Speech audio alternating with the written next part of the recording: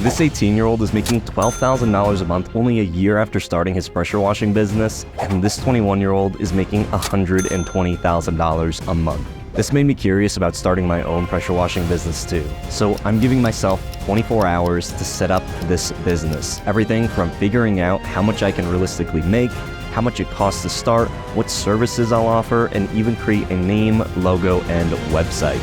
Start the clock. First thing on the plan is to find out exactly how much I can realistically make with a pressure washing business. But if you don't know how a pressure washing business works, here's a quick breakdown. Most people believe that it's the high pressure water that cleans surfaces, but unless it's dirt or stains, it's actually the chemicals that are used to break down bacteria growing on surfaces. Once that bacteria are broken down, it's easier to use water pressure to just wipe it away. If you use just water with no chemicals, the bacteria can just grow back. Pressure washing is meant for hard surfaces like concrete, brick, and stone, but delicate surfaces like roofs, house sidings, wood structures, and windows are typically better suited for soft washing, which uses specialized chemicals specific to the type of buildup and a low pressure nozzle to be able to wash everything down. There's some great free resources out there that go into a lot of technical detail on all things pressure washing that you should check out, like Mike from All About Pressure Washing, Justin from Forever Self-Employed, Aaron from Lean and Mean Academy, and Austin Davis, just to name a few. I've linked all of the channels that I reference in this video in the description.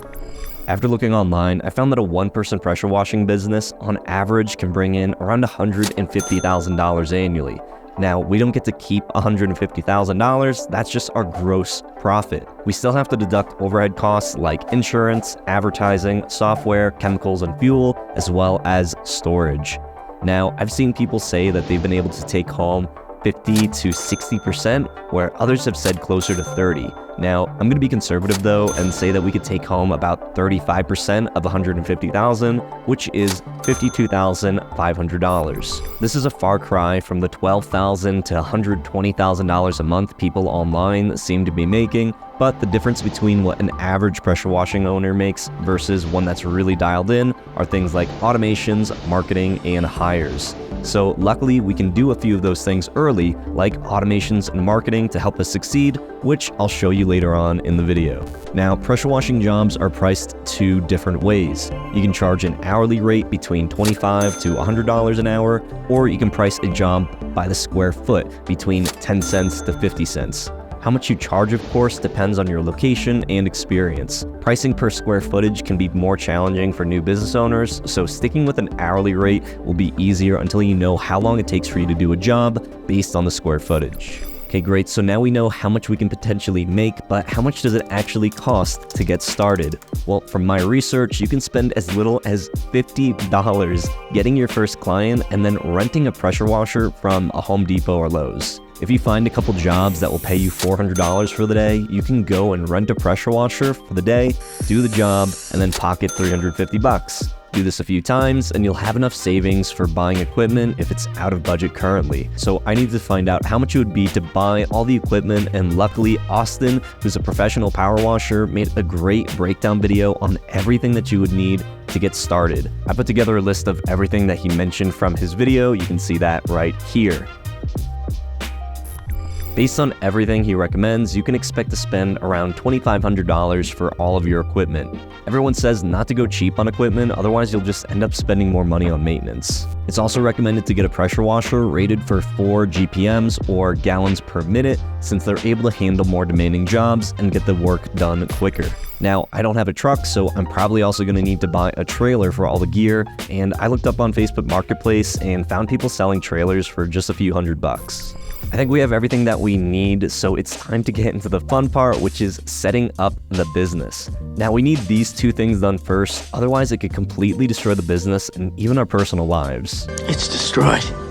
Pressure washing business is different from an online business like a digital marketing agency, for example, in that we're dealing with people's personal property and their well-being. If you mess up with a marketing agency, you might just have to refund them their money and that's it. But if you're at a person's property and something happens, like a ladder gets knocked over and damages a client's car, or a person walks out while you're cleaning, slips, falls, and then sues you to pay for their hospital bills, you could be responsible for tens of thousands of dollars. So that's why we need to set up an LLC and have insurance. An LLC protects you by separating your personal assets versus your business.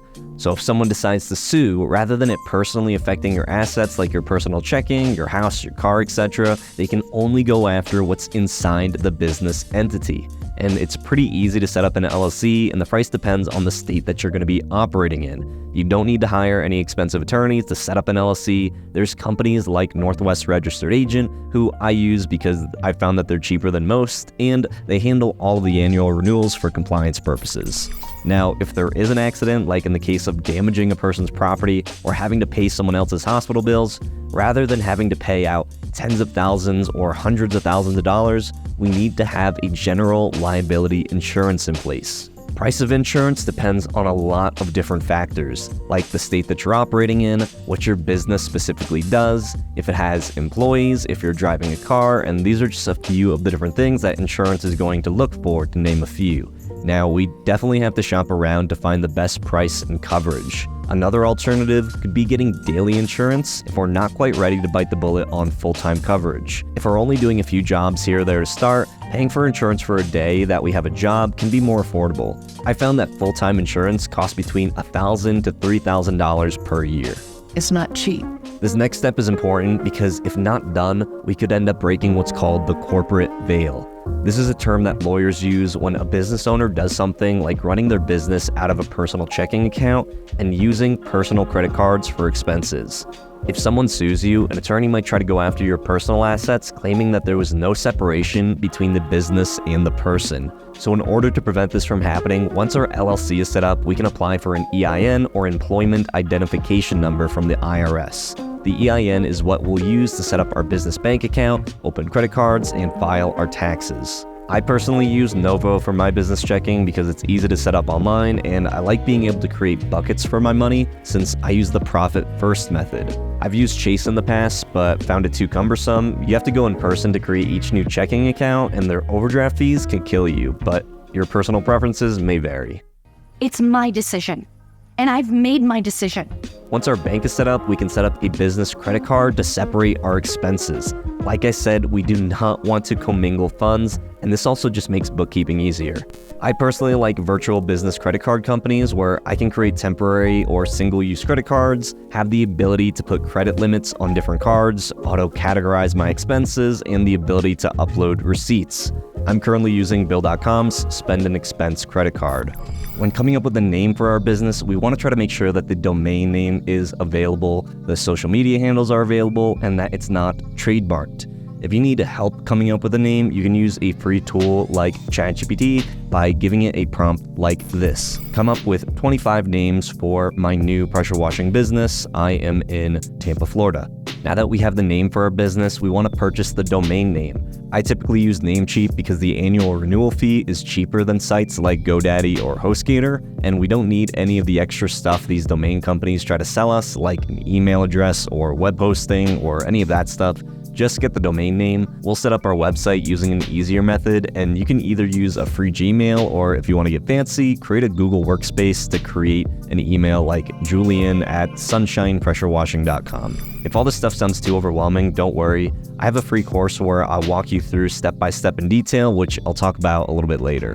Now we need to come up with a logo. If you want to try to come up with a logo yourself, you can use a tool like Midjourney to do that.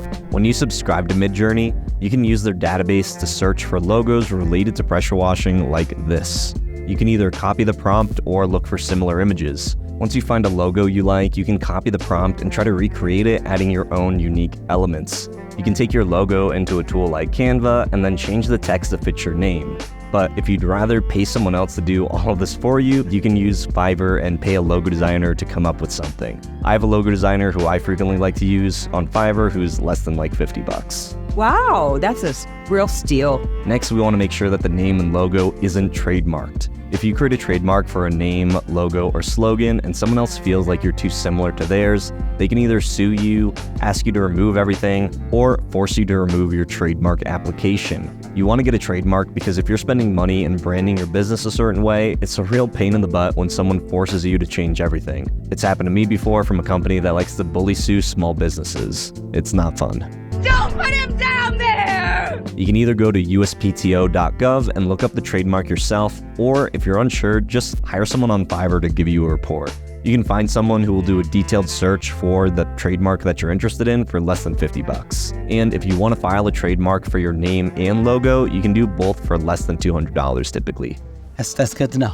Now we're going to want to set up our website and the back end of our business. We're going to need a few tools, things like a CRM for our leads, a funnel builder, a drag and drop website builder, forms, email marketing tool, the ability to send text messages, a calendar for scheduling calls, automations to help with sales, call tracking, a way to get automated Google My Business reviews, a document signer, a unified inbox for communication, and a social media scheduler for managing our content. Now, these are all of the tools that you'll need if you plan on growing your business. But rather than paying for all of these tools individually and trying to get them all to work together, we're going to use this one tool called High Level because it has everything that we need to scale our business to 6 and 7 figures. I know this tool works because I've grown several businesses and I used to pay thousands of dollars a month and had to jerry-rig all these different tools together to run my businesses. You literally had to be an IT person to get everything to work together. I know this because I used to be in IT while serving in the Coast Guard, but